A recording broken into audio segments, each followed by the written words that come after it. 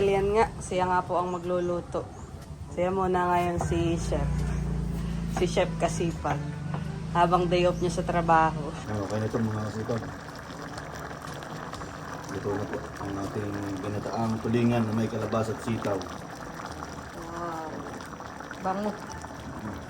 Tapos ang kapitbahay.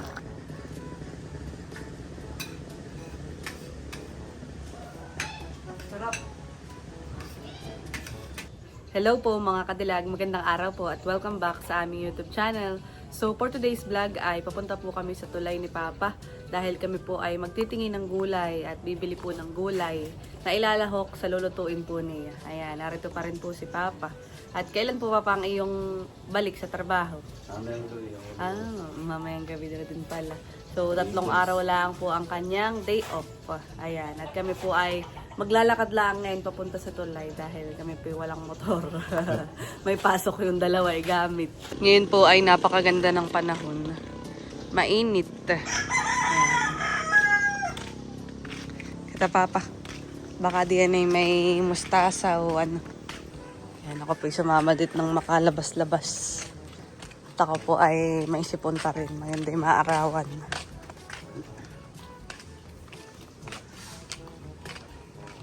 Nasa akin pati yung pambili. Hindi ni Mama.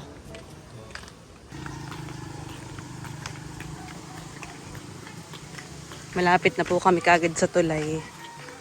Kaunting lakad lang naman po at ayan, nasa tulay na. Gulay lang po ang aming titingnan. Gawa ng sila Papa po kahapon bumili na ng isda. Ay madami pa. May natira pa.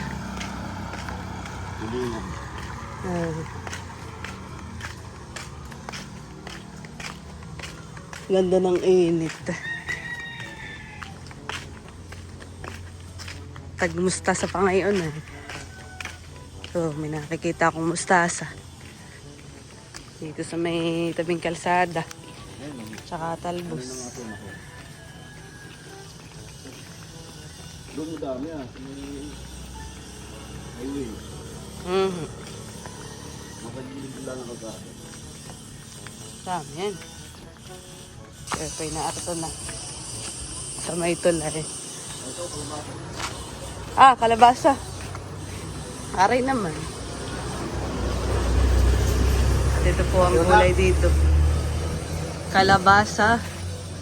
Ayan. Ate anak.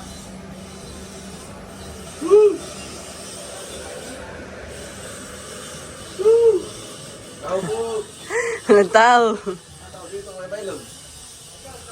May talong, may rabanos, may kabay. Ito bagay yung tinatawag sigarilyas. Ay, si ano pala ang tendera.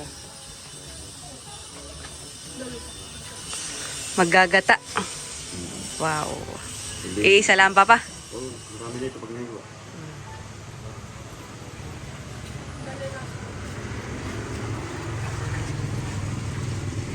Nakibibihira nga ang kalabasa. Kaya yun na po ang pinili ni Papa. Papa, parang itong maganda-ganda at malaki-laki. Ano yun, mas malaki?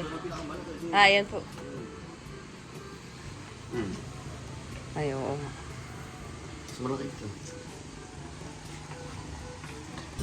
Kala ko'y paninda din ninyo dito. Hindi, nakutalong na kahapon na.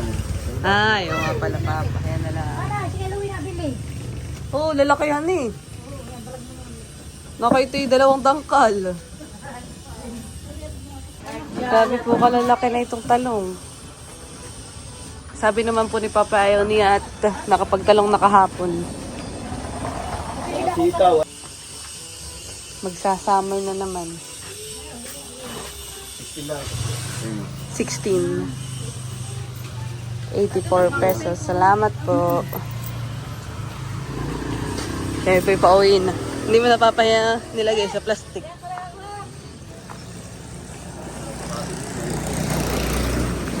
Ha? Halat pa yun. Ah. So yan at si Papa po ay maghihiwa na ng mga ricado. Dahil yan nga, siya nga po ang magluluto.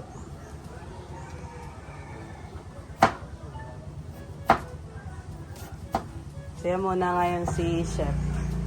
Si Chef Kasipag. Habang day off niya sa trabaho. Ay parang hindi ka na po papa nakakapag-vlog. Hindi na ako nag-upload. Pinagbawalan kami. Pinagbawalan ako na mga HR. Ah, doon. Sa trabaho. Ayun. At syempre, Yung oras. oo. Baka sabihin eh, kinagbabloghan eh.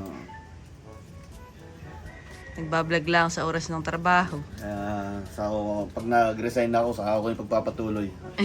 To be continue. Kaya pala may ilan din papang nagko-comment. Sabi, bakit di ka na daw nagbablog? Minsan ay nakikita ko sa iyong ano. Bawal naman talaga nga. Siyempre yung oras ng trabaho. Oo. Doon ako focus sa pagbablog. Baka isipin na yun lang yung oras ko. Kahit hindi naman doon talaga, han eh. Bagay, hindi nga maiiwasan yun.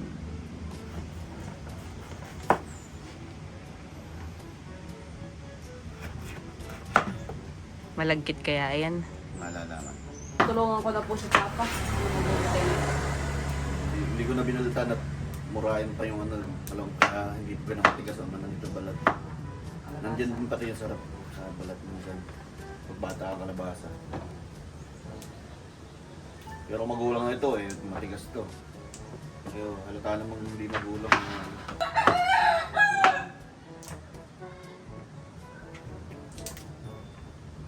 Bakit sa sobrang lagkit eh, ano tanggal yung pustiso. Kahambugan daw ng ganito eh. Palagkitan ng kalabasa. Na sobrang lagkit daw, inatapakan ng kalabaw eh, hindi na nakakapag ng paa. Sobrang lagkit ng kalabasa. Hindi na nabunot yung paa ng kalabaw. Nakaalis. Hindi na nakaalis. Dito po sa may harapan namin maganda kapag ganitong oras. Yung mga ano, hanggang alas 11, alas 12, ganyan. Pero pag bandang alauna na, Mainit ay, na. mainit na. Kapag ganito ng araw. Nasa kanduran na. Ngayon namang summer ang sasabihin dito sa atin, oh, init. Lagi na naman nasa labas ng bahay, mga marites. Tulad ni Mama. Ay ngayon hindi pa masyado, pero may mga ilang linggo pa. At tapos na pong hiwain ni Papa itong mga gulay. Pati po itong Ricardo. At kami po ay magluluto na sa loob. Narito na po kami sa kusina at nakaredy na po ito pong mga sangkap na gagamitin ni Papa sa pagluluto po ng ginataang tulingan. Ito na po yung isda. Oh, halatang sariwa pa. Tapos sa ito na po yung lahat ng sangkap. Hinugasan na din po itong gulay. So yan at magsisimula na po si Papang magluto. Balikan niya daw po munang igigisa. Sabihin na po nila yung yoyo. Ganyan dapat pagagata, hindi yung basta sabay-sabay na ano, kailangan kasi yung sangkap. Para lumasa. Oo. Yo. Ngayon, yung isda, pwede rin pinrito, pwede rin hindi, para matigas. Kung ipiprito, mas maganda. Matigas yung laman. Susunod na ang bawang o kasunod. Sibuyas naman. Ayan, may papula-pulahin muna natin ng bagya, mga kasipag. At sibuyas na ang susunod.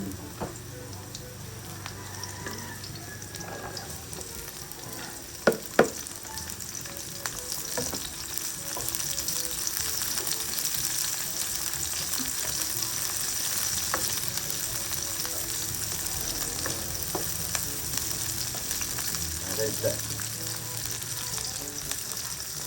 Ayan, ang assistant dito. Ayan, ang sariwang tulingan.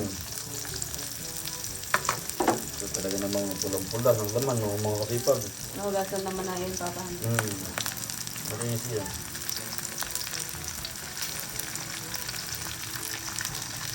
Wow. Mukha pating mataba.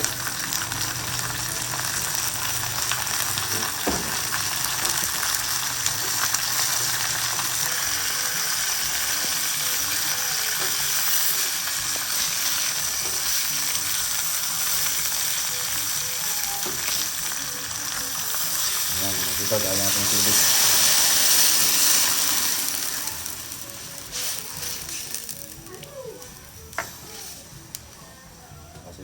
natin yung sitaw at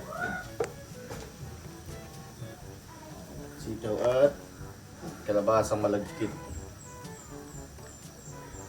Sabay na. Sabay na yan. Pampalambot lang yung tubig natin din. Saka natin mamaya lagay yung gata. Ang gata.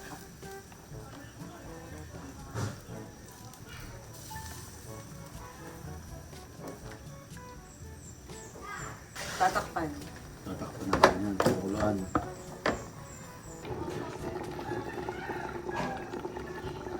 Ayan, at tinakpan po muna, mga kadilag. Ayan, at update po. Mukhang luto na ang gulay, Papa. Yung gata naman.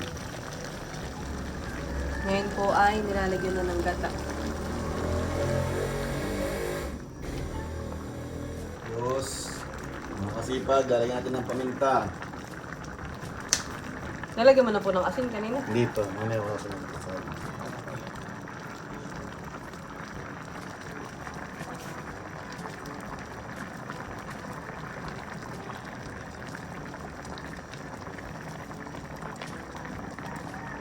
Malagkit nga, klaseng malagkit yung kalabasa. Lagyan na ng asin. Okay na ito mga kasipag. Luto na po ang ating ginataang tulingan na may kalabasa at sitaw. Wow. Bango. Tapos ang ating bahay. Ano yan? Ayan, at kami po ay kakain na ng tanghalian at dito po kami kakain sa may harapan sa labas.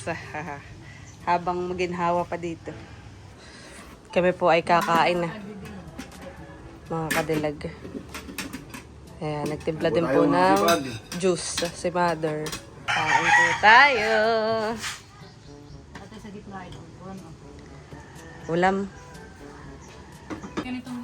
Ready na po si Bibi. Siya po ay dito ano ngayon. Sa Mount Carmel ng Nakar. Every Thursday may subject siya. Oh, upo ka na.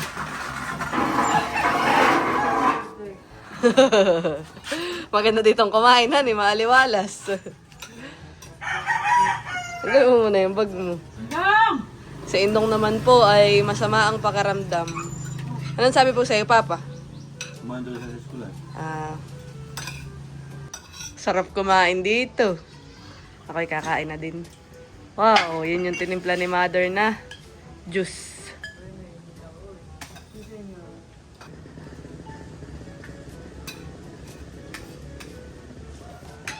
Sarap. Kahit ako wala pang naghabang paglasa. Halala sa akin. Sarap din. Luto ni Papa yan. Nakalit ko ni Papa yan.